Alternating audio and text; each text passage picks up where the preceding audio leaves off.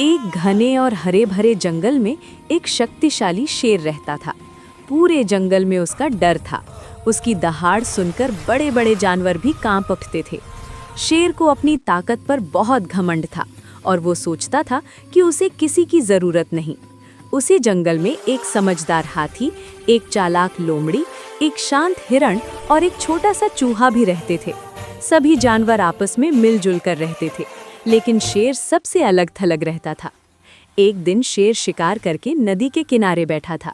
उसने देखा कि सभी जानवर आपस में बातें कर रहे हैं, हंस रहे हैं, लेकिन कोई भी उसके पास नहीं आ रहा। शेर को पहली बार थोड़ा अजीब लगा, पर उसने इसे नजरअंदाज कर दिया। समय बीतता गया। एक दिन शेर बीमार पड़ गया। कई दिनों तक वो शिकार नहीं कर पाया। कमजोरी के कारण वो दहाड़ भी नहीं पा रहा था। उसने सोचा, काश कोई मेरी मदद करता। ये बात हाथी ने देख ली। वो शेर के पास आया और बोला, राजा, ताकत से नहीं, दोस्ती से जीवन चलता है। अगर आप चाहें तो हम आपके दोस्त बन सकते हैं। शेर को ये सुनकर आश्चर्य हुआ। उसने कभी किसी से दोस्ती नहीं की थी, फिर भी उसने धीरे से सिर हिला दिया। हाथी ने बाकी जानवरों को बुलाया। लोमड़ी दवा लाने गई, हिरण शेर के लिए ताज़ा पानी लाया और चूहा उसकी सेवा में लगा रहा। कुछ ही दिनों में शेर ठीक हो गया।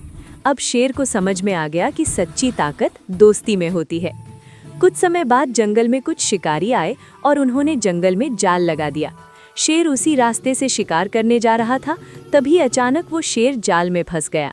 शेर पूरी ताकत लगाकर भी बाहर नहीं निकल सका। वो घबरा गया और जोर से दहाड़ा। उसकी आवाज़ सुनकर उसके दोस्त उसकी मदद के लिए दौड़े। हिरण ने रास्ता दिखाया, हाथी ने जाल को खींचा और चूहे ने अपने छोटे छोटे दांतों से जाल कुतर दिया। थोड़ी देर में शेर आज़ाद हो गया। शेर की आंखों में आंसू थे।